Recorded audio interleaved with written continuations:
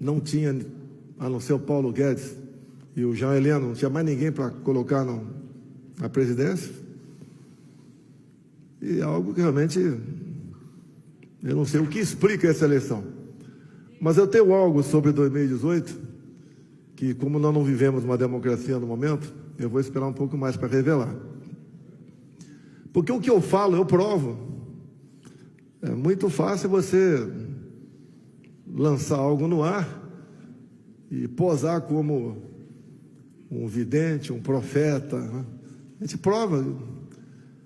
E as coisas acontecem na vida da gente.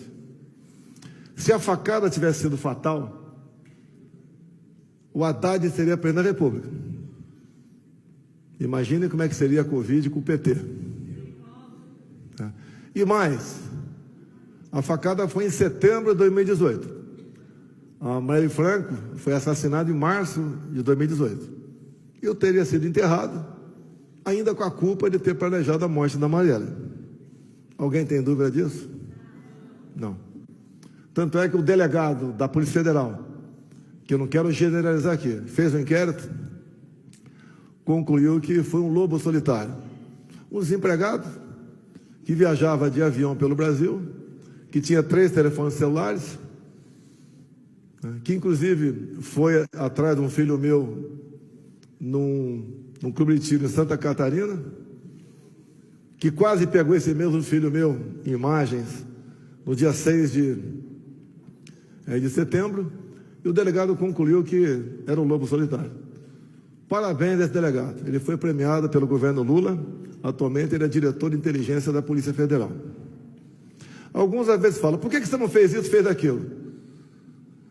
Pessoal, assumir a presidência, muitas vezes uma prefeitura, você não tem um comando sobre tudo aquilo. Aquilo é um mundo. É um mundo. Você tem inimigo, não é nem isentão, inimigo do teu lado. Cara que tem outros interesses. A gente vai fazendo o que é possível.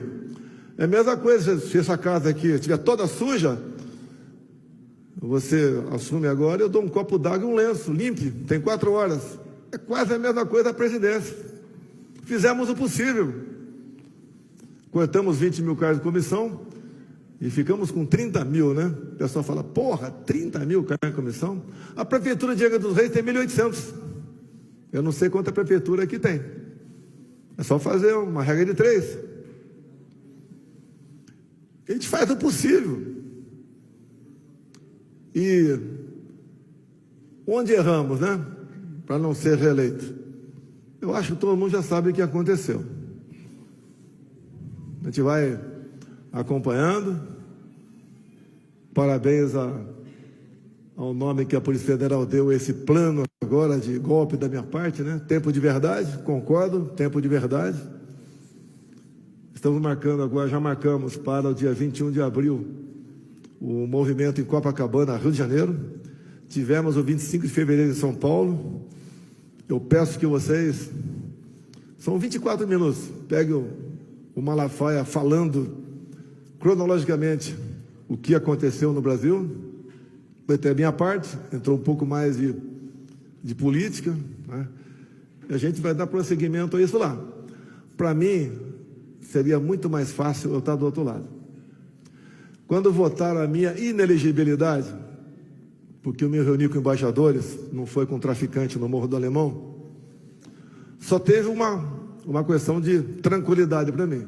O risco de concluir o trabalho de Juiz de Fora diminuiu. Porque a gente sabe quando aquele outro lado quer, como eles agem. Vimos em 2022, a Venezuela, já que tem policiais militares aqui, é bom saber, né? Ela não pode fazer nada, ministrando um curso de sniper para mais de 20 países. Então, ganhar a eleição, todo mundo sabe que é diferente de tomar o poder. E essa semana, alguém ocupou a tribuna do Senado, pelo amor de Deus. Um cara condenado a mais de 30 anos, que durante o período militar, que dizia que lutava por democracia, mas estava lá em Cuba, junto com seus colegas. Tá? A história, o pessoal deve saber em grande parte o que é isso daí. Mas qual o problema do Brasil? É um país rico. É a mesma coisa se alguém ganhar na Mega Sena aí, tem que tomar mais cuidado. É o Brasil, é um país fantástico. E em meados de 22, com o meu ministro das Minas e Energia, nós acertamos algumas coisas para o Brasil. Tá? A exploração de urânio em Santa Quitéria, Ceará, e no sul da Bahia, bem como lítio no Vale do Jequitinhonha. Isso tudo agregando valor, não é entregando in natura para terceiros. E agora veio o Macron ao Brasil, que mesmo tendo aumentado o número de mortes de Yanomami, levando-se em conta 23, aumentado barbaramente o número de focos de calor ou de queimada na Amazônia, não se toca nesse assunto. E o atual mandatário, que eu jamais passaria a faixa por uma pessoa com essa vida pregressa, acaba de assinar um acordo entregando isso a um outro país. Esse outro país, a França, sem urânio, não funciona, não tem energia. E ele praticamente perdeu o fornecimento de urânio de um país da África. Aqui, por exemplo,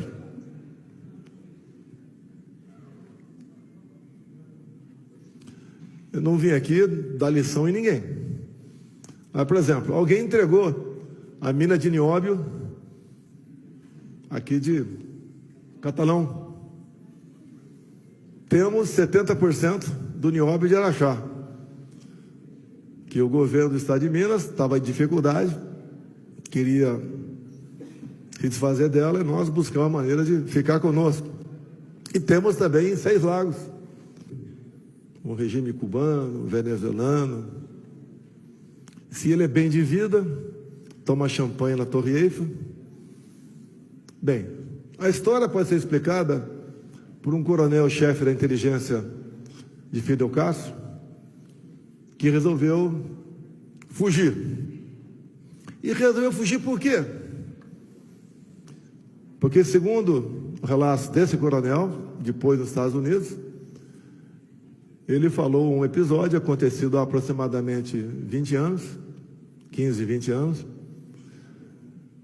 onde foi descoberta uma rota de drogas, cocaína, aqui do nosso país aqui da América do Sul, que passava por Cuba e ia para os Estados Unidos.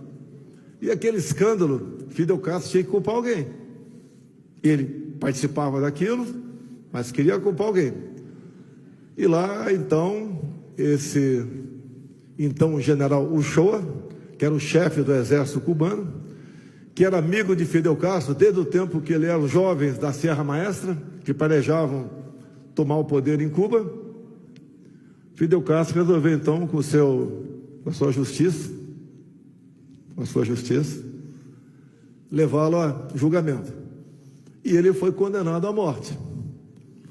E esse coronel, então, quando viu o Jean Uchoa caminhando em direção ao paredão, urinando nas calças, ele teve ali um choque de realidade e resolveu fugir.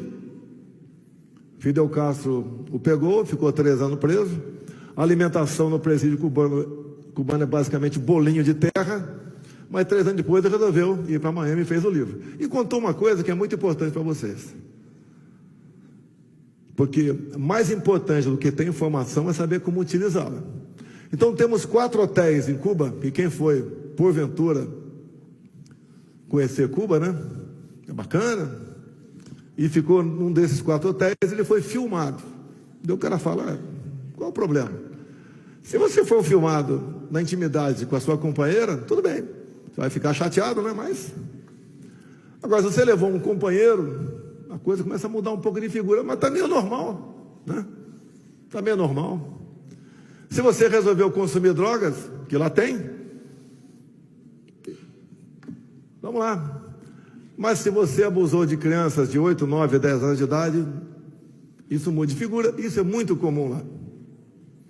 Então, o que a gente pode entender dessas pessoas que já foram a Cuba e hoje defendem o comunismo, né, com muita vontade, é porque são reféns do serviço secreto cubano. Parece que no Brasil acontece a mesma coisa.